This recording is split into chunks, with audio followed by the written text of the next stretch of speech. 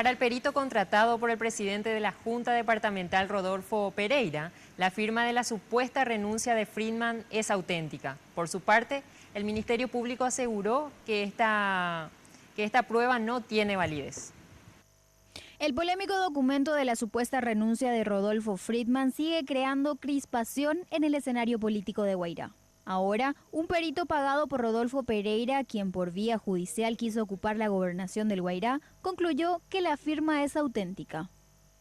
Tuve que viajar a Villarrica, estuve ayer a la mañana por ahí, he accedido al documento, me exhibió el documento, la escribana me ha exhibido, y una vez que me exhibió ahí tomé nota de lo que se puede observar en una firma original y luego también lo fotografié.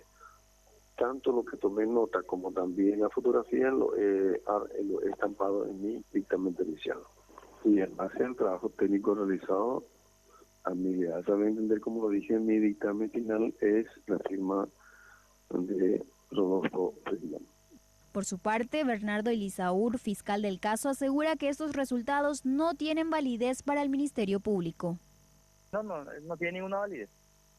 Para nosotros no tiene ninguna validez, porque cualquier pericia tiene que realizarse dentro de un proceso, ya sea penal, civil o en su caso electoral. Pero dentro de la pericia que contrata a ellos en forma privada, eso no tiene validez para un proceso.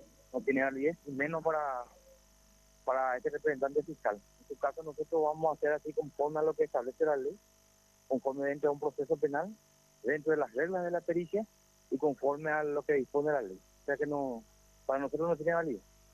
Hasta el momento, el documento no pudo ser analizado por la Fiscalía, ya que la supuesta renuncia que Friedman asegura nunca haber firmado está en la escribanía de Villarrica.